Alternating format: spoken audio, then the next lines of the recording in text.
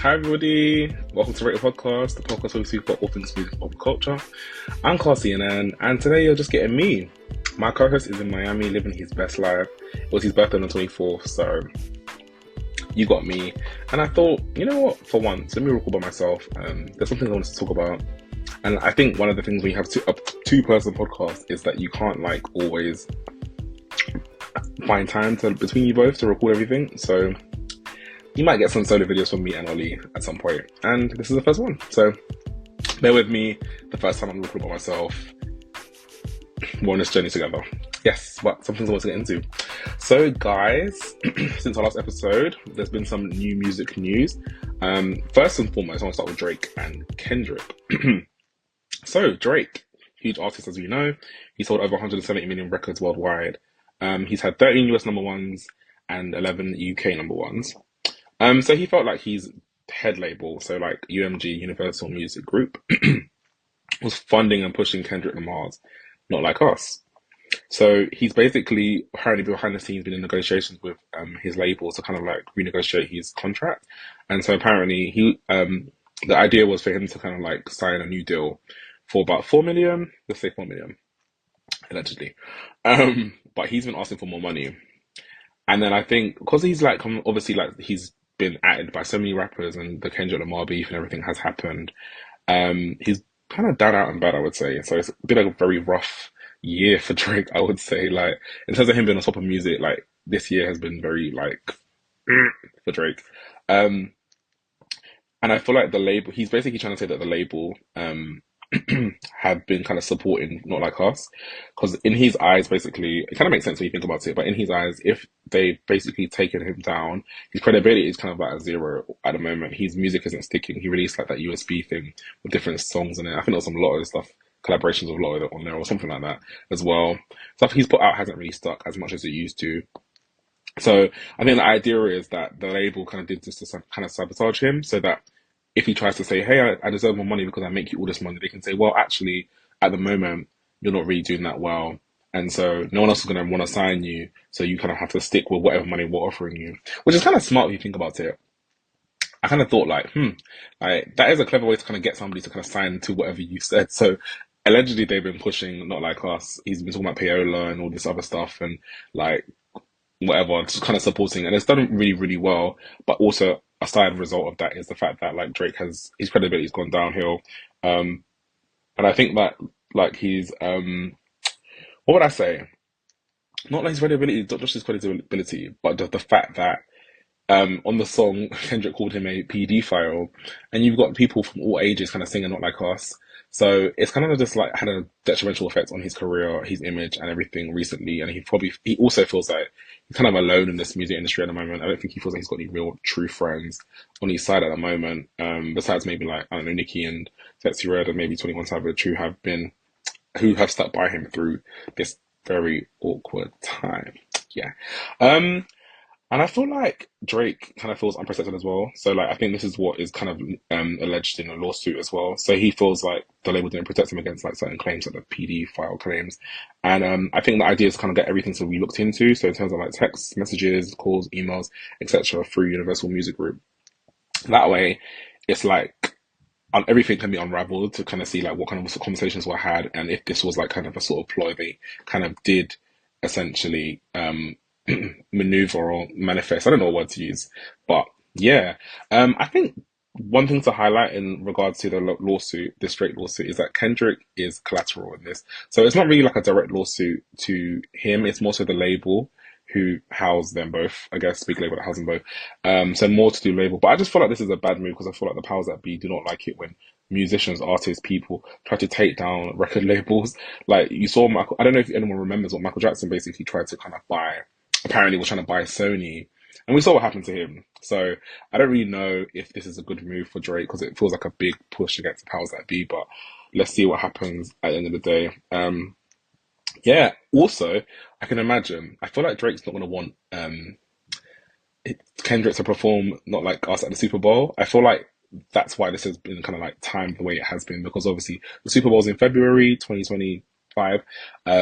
We're now in November 2024, and if he performs not like us at the Super Bowl, I feel like it will just make everything kind of blow up again. Y'all gonna have to stick with me. I got a cough. Yes, but yeah, I feel like it's gonna like make everything kind of blow up again. So when not like us came out, it was a huge moment. It went viral. It went number one for loads of weeks, and I feel like he's trying to avoid like having all of that stuff kind of blown in his face again.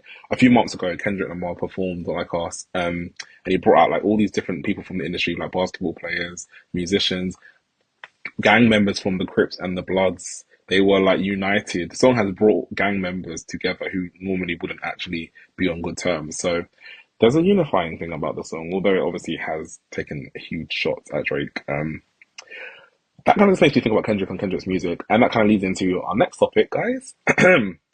Kendrick's new album, GNX. So he dropped it on Friday, the 22nd of November. It was kind of a random drop, surprise to be honest, because I was just minding my business in my bed. Or where was I actually? Where did I go on Friday? I went to go eat, and then it was just like I was getting ready, and I was just like, oh, okay, new album. I'm here for it. Kendrick decided to drop something spontaneous. I'm not mad at it. I feel like only him, maybe like Beyonce. I would say Drake previously could drop a surprise album and Adele, but I don't know about now. Anyway, it's a 12-track album, 44 minutes. I think it's an easy listen, I would say. It kind of grew on me. I think when I first listened to it, I was a bit like, I don't really know. This kind of is a bit mid, like, blah, blah, blah. And then I listened to it again, and then over the like, course of the weekend, like you've seen the memes regarding like some of the songs. So it's got a song called TV Off on the album. It's very West Coast vibes, like very, and he's screaming mustard, and it's gone viral on the internet, so that's definitely helped. One of my favorites on the album is Squabble Up. Again, West Coast vibes. The video is cool. Got like these plus size black women dancing, having fun. Very colorful, vibrant video. Good times, good vibes, and fun times. I would say. I feel like that's headed towards number one in America, so it probably will be by the time you post the video. It's probably well by the end of the week. By the time you post this video, it'll probably be number one. And I think one thing I would say is that people really enjoy Kendrick's music when it's like fun, upbeat. It's vibrant, like not too serious. I think like the woke Kendrick and the serious rap about serious things is cool, but I'm noticing that people really enjoy when he's just having fun and rapping and just kind of having a laugh. I would say, as us British folks say, a laugh. Um, yeah, like not like us is similar. Like be humble. Like those kind of songs, I've noticed when it's not too serious, it's just vibrant. They tend to be like highlights for Kendrick. So it's nice to see him doing that kind of thing again. It's like very, very catchy. I just remember, not like it's not on the album, and that was kind of surprising, but I think this will show that he can do well, sell well, and kind of be independent of that song with this album, even though it's not on it. It feels like it would fit right in as a bonus or deluxe, to be fair, but hey, there's probably a reason for it. I'm not gonna, judge him for it. My other favorites on the album are Reincarnated, and I was listening to it the other day. As soon as I heard it on Friday, I was like, this gives me Tupac vibes, like 100%. And then before recording this video, I must have Googled like samples of the album. And lo and behold, it samples Tupac and the Outlaws. And I was just thinking, my musical, all those years of my brother blazing Tupac.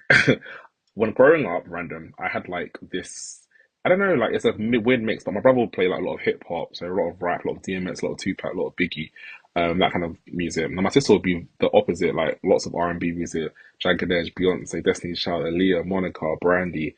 And so I kind of got a good mix of the both. And I think the genres I enjoy the most happen to be R&B and hip hop because I guess the influence of my brother and sister. So yeah, but yeah, I literally heard that and I thought, sounds like Tupac, but that's one of my favorites as well. It's very, very like West Coast coded, very outlaws, very Tupac, very rad, Hail Mary. Like it's giving me that vibes 100%. But the song it samples is called Made Niggas by Tupac and the Outlaws. So one of my faves as well. You guys let me know your faves in the comments below. And my final fave is The Heart Part 6. I love, love, love, love, love, love, love this sample. They sampled SWV's Use Your Heart. One of my favorite SWV songs. I just like the fact that it's a well-known sample to me anyway, and it just kind of he carries on the song very, very well. Not fun to I can't even speak. One thing to mention, he indirected shits and gigs on White Hat murals. So if you guys don't know, I think everybody knows. Shits and Gigs is a podcast group duo from the UK, and they basically they blew up really well. They kind of went to America, they toured, they've done a lot of things, but on one of their tour stops, they stopped at Andrew Schultz's podcast, I think it was, and he was making jokes and comments, derogatory comments towards black women, and they kind of just sat there and were just like, mm. Didn't really say anything. They kind of laughed. It was very uncomfortable. He even referenced one of them and called him like a double slave because he was Irish and black. So it was just like, I know it was uncomfortable, very awkward, but the internet did not appreciate the fact they didn't defend the black women and they kind of got ate up. I can't lie. And even though they apologized, they got ate up again because the apology didn't seem as authentic and sincere. They mentioned an audience, their target audience, or an audience that follows them, or whatever, an audience. They didn't mention the audience being black women specifically because I guess they have other people that watch the show, but I feel like it could have been, it wouldn't have hurt to mention that, but I digress again. So yes, on this song, White Top Murals, and which is the opener to the album, I should say, Kendrick says, "Don't let no white comedian talk about no black woman. That's law." And everybody knew instantly that that was an indirect to shits and gigs, and it kind of does again set the internet alight because it's like a UK based podcast getting added by Kendrick Lamar. Shots fired directly. Pew, pew, pew, pew, pew. Yeah, so I don't know, like I haven't seen them comment about it. And when I went on the page the other day, somebody asked like, is anyone gonna mention this in the comments? So someone was like, come back later, like it's too early. I was just like, okay. I haven't gone back to look, so yeah. But Kendrick's album, I like it. It's grown on me for real. I'll give it like a good 7.5 out of 10.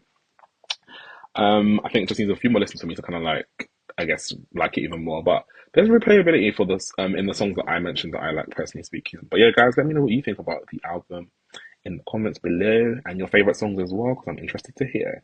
And last thing I wanted to talk about, guys, is Teedra Moses.